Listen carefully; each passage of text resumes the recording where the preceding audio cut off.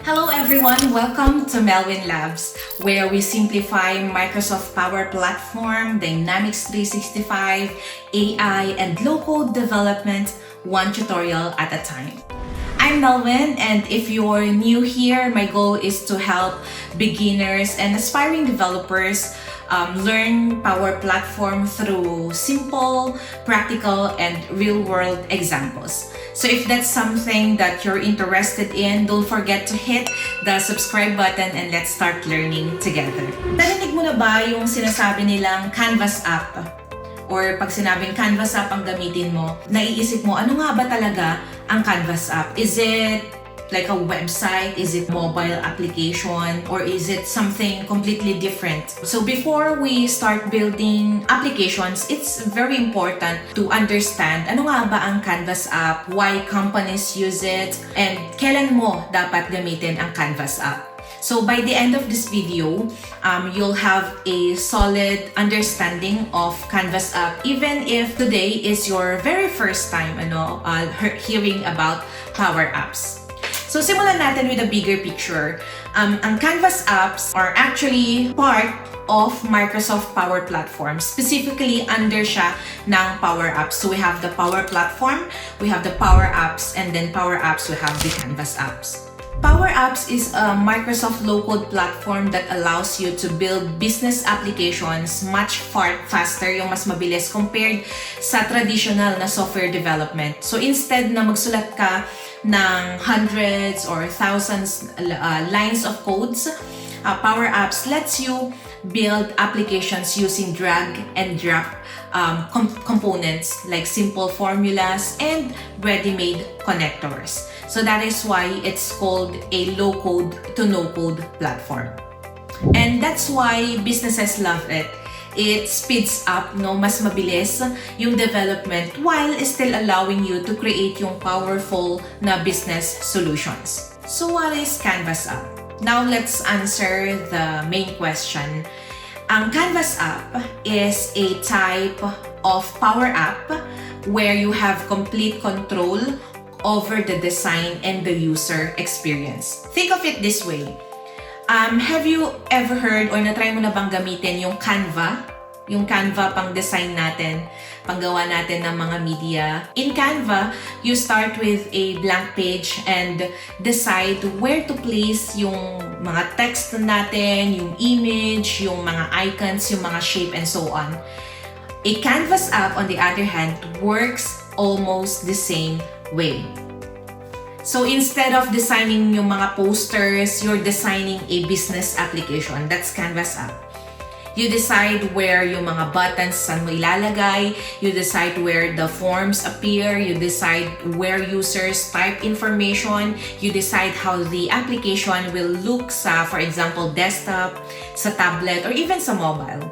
So that's why it's called Canvas app, because you're starting from blank canvas. One question I usually get from beginners is, ano ba talaga ang pwedeng gawin gamit ang Canvas app? So the answer is a lot. Marami. For example, mga companies, they build, for example, mga leave request applications, mga inventory systems, like inventory directories, for example, or even mga expense trackers nila, mga sales applications, and so on. Basically, kapag ka merong mga manual business processes that can be improved, and then there's a good chance that you can build a Canvas app for it. Now, why do companies use Canvas app? So, bakit hindi na lang sila gumawa ng traditional application? Simple. Canvas apps are faster to develop. They are easier to maintain. They work across different devices. And they integrate really well sa mga Microsoft products like yung SharePoint, Excel, Teams, Outlook, even Dynamics 365, and sa Dataverse. So instead of spending months building yung mga applications, yung mga companies can often build and deploy solutions in just days or weeks using Power Apps or Canvas app. Now let's talk about the building blocks of a Canvas app. First, we have screens. So think of screens as the different pages of your application. Like for example, we have the home screen, the details screen, or settings screen. Next are controls. These are the things na nakikita ng mga users or users interacts with. Like for example, yung ating mga buttons, yung ating mga labels, yung mga text inputs or the text boxes, yung mga galleries, some icons, drop-downs, and forms, and so on. Those are controls. And then we have here the data sources. A Canvas app doesn't usually store data by itself. Instead, it connects to services like SharePoint, sa Dataverse, pwede rin siya sa SQL service, pwede rin siya kahit Excel, or even Dynamics 365 to read and to update information. And then finally, we have the PowerFX. PowerFX, ito yung ating formula language behind Power Apps.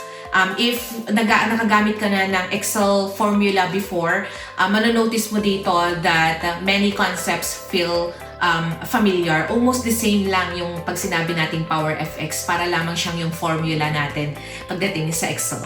So don't worry, no, we'll learn PowerFX together in future videos as well. When should you use a Canvas app? Canvas apps are a great choice when you need a custom-looking application, when you need a mobile-friendly experience, or kapag ka task-focused yung application na kailangan natin, a simple and intuitive user experience. So, kung yung users natin, yung clients natin, or tayo mismo, kailangan natin ng complete na or specific task ng mas mabilis. Like for example, submitting yung ating leave request, or let's say checking an inventory, a Canvas app is often the best option. Canvas apps versus model-driven apps. If you want to become a solution architect, napakahalaga na malaman nito ano ang pinagkaiba nga ba ng Canvas app versus the model-driven app. Actually, madalas din ito na natatanong kapag ka nag-apply ka sa mga interviews when you apply for a job role as a Power Platform developer. Isa ito sa mga madalas na tinatanong. What's the difference between Canvas apps and a model-driven app? So, ito yung pinaka-simple na way para matandaan natin yung kanilang pagkakaiba. So, with Canvas app, you design the experience. While with model-driven app, Dataverse drives the experience from the word model-driven. So, we have the model, which is our data, the Dataverse, or the data source, which drives the experience. So Canvas apps gives you more flexibility pagdating sa mga layout, sa mga design, while model-driven apps are optimized for heavy or data-heavy business processes. So kapag malaki yung iyong mga data, wala ka namang masyadong problema pagdating sa UI, wala masyadong mga UI customizations na kailangan, then it's time to use model-driven app.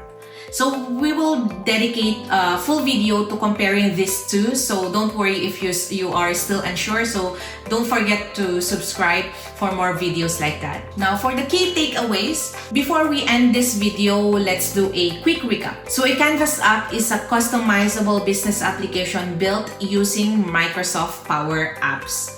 So it uses a drag and drop approach, making app development more accessible through low-code tools. You can connect it to different data sources like for example sa SharePoint, sa Dataverse, sa Excel, SQL Server, and sa Dynamics 365. And it's perfect for creating business applications with modern and even user-friendly experience. Now that you understand what a Canvas app is, it's time for the exciting part. In the next video, we'll build your very first Canvas app from scratch, step by step. So no prior experience required. So if you found this video helpful, don't forget to give it a thumbs up. Please subscribe to Melwin Loves and click the notification bell so you won't miss the next tutorial. Thank you so much for watching, and I'll see you in the next one. Let's build smarter together.